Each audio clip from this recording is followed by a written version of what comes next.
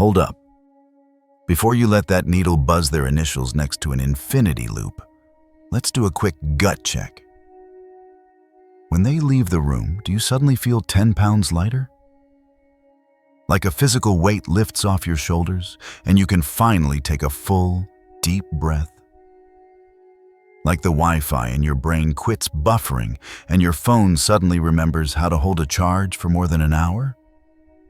That sensation isn't the cosmos testing your devotion with a dose of drama.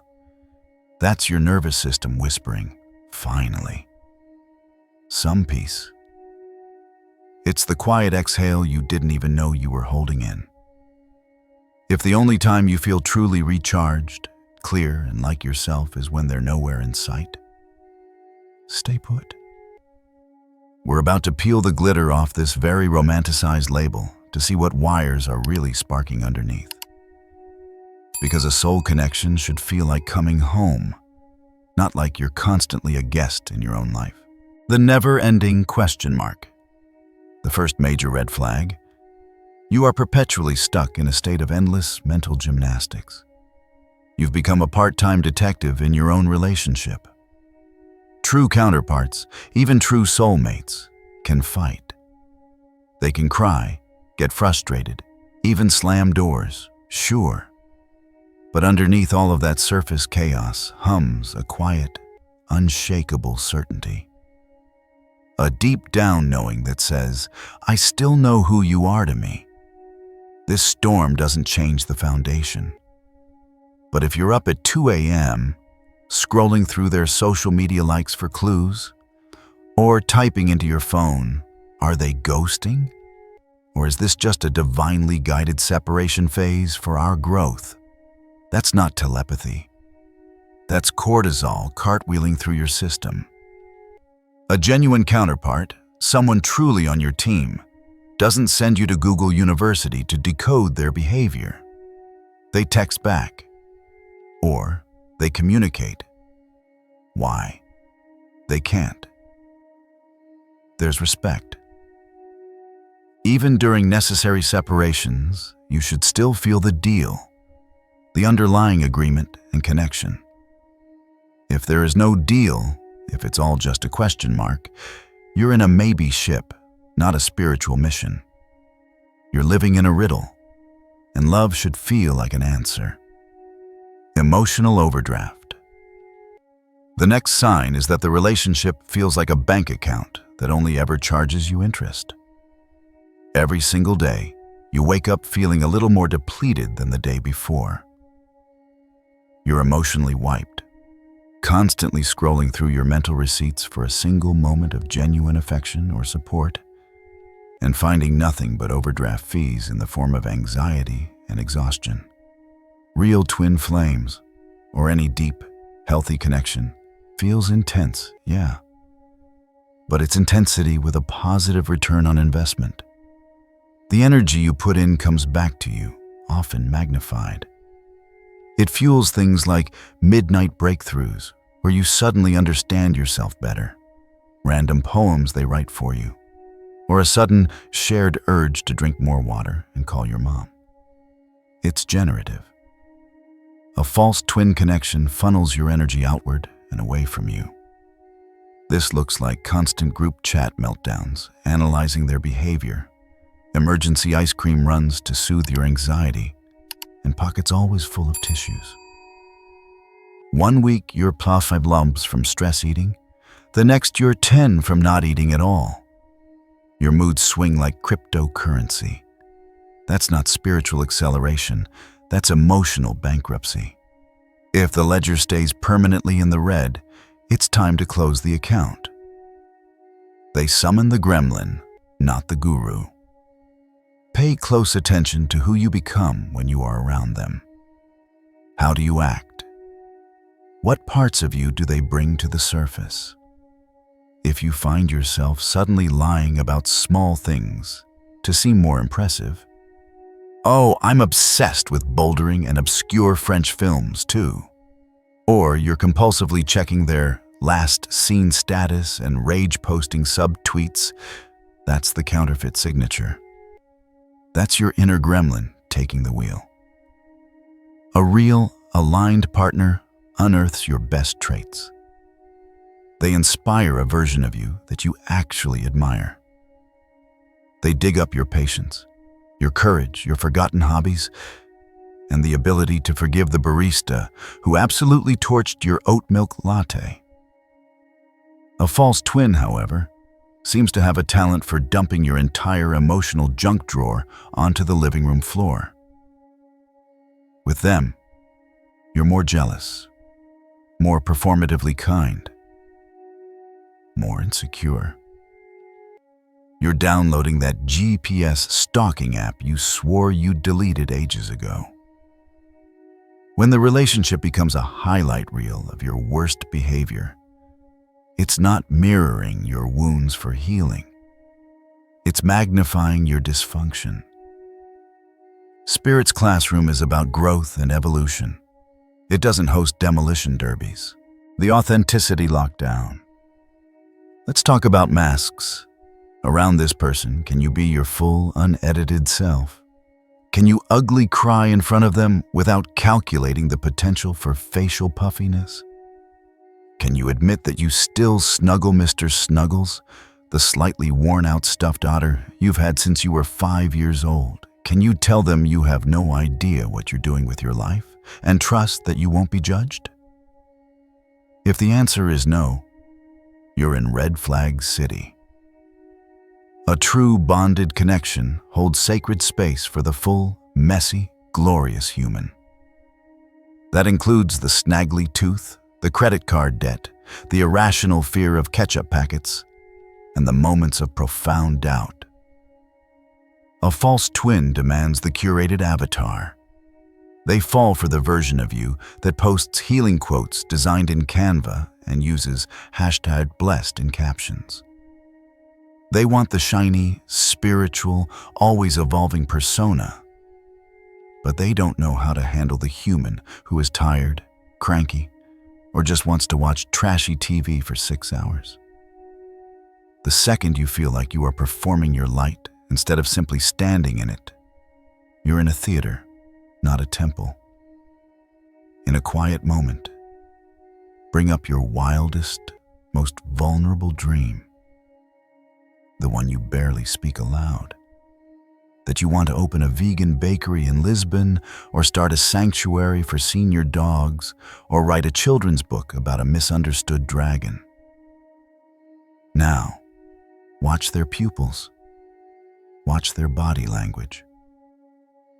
Do they lean in with the bright-eyed energy of a kid at a campfire and say, "Tell me more"? Do they ask questions? Do they get excited for you? Or do their eyes glaze over? Do they give a polite, vacant nod and immediately pivot to the latest drama with their boss or the altcoin they just invested in? Depth in a connection isn't about finishing each other's sentences or having the same favorite movie. It's about being genuinely, soulfully stoked to hear the next chapter of their partner's story, and vice versa.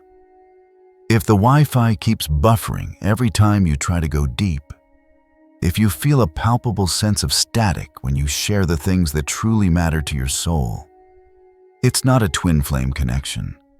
It's a soul-level bad signal. It's time to get practical. Open the metaphorical investment spreadsheet for this relationship. Who is funding the emotional 401k? Be brutally honest with yourself.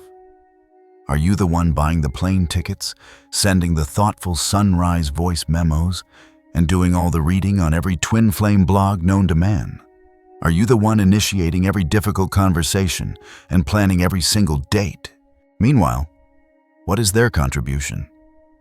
Are they treating this profound bond like a free trial, showing up only when it's convenient? A real connection is built on reciprocity. It's not about keeping a tally, but the effort has to be mutual. Real twins show up. They come to the table with their own therapy receipts, their own self-awareness, their own Google Docs of things they're working on, and their own willingness to scrub the dishes after the big, heavy talk. they invest back into the connection. Reciprocity isn't just romantic poetry. It's emotional and practical paperwork. If you're the only one making deposits, you're not in a partnership, you're a patron. False twins are often black belt champions in the art of avoidance. They are master dodgers. The moment a conversation requires genuine vulnerability or commitment, they execute a stunning escape.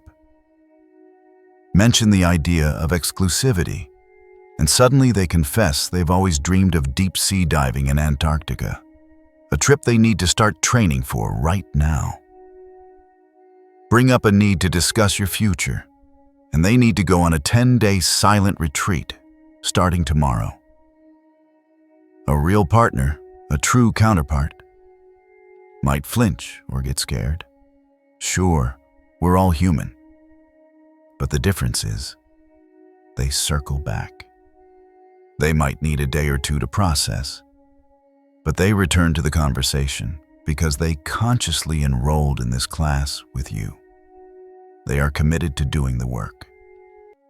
If every deep conversation you attempt to have ends with a stuntman-level exit through the nearest window, that's not a romantic runner phase. That is an emotionally unavailable person, and it's your cue to find the actual door. Let's talk about the tactics. Gaslighting, breadcrumbing, future faking.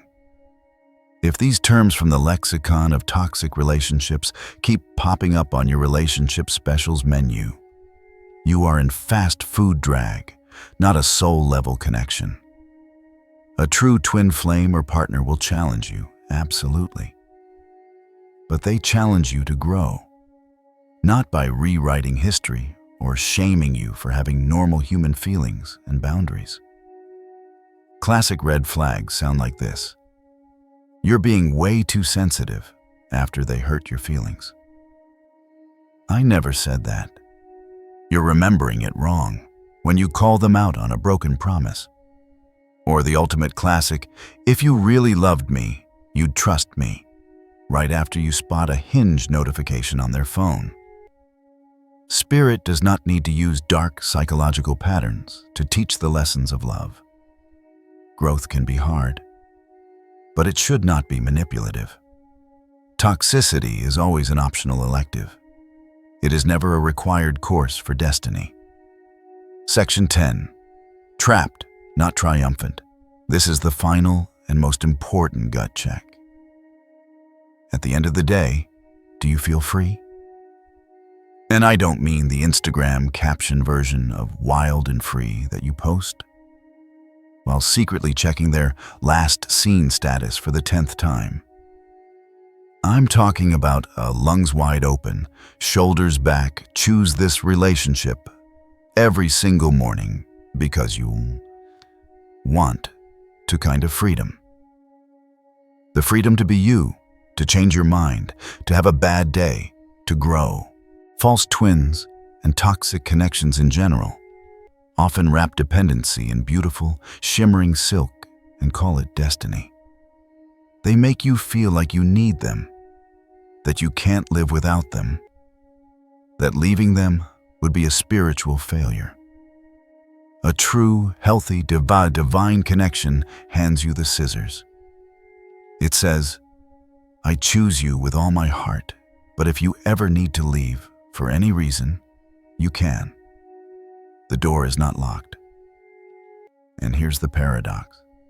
Knowing you can walk away at any time is precisely what makes you want to stay. That is what keeps you rooted in authentic choice, not in fear-based obligation. If 3 or more of these signs stung like a cosmic rubber band snapping against your heart, congratulations. You just graduated from Fantasy University. Acknowledge that. It's a painful commencement, for sure. But the freedom that comes with it is so much more real and lasting.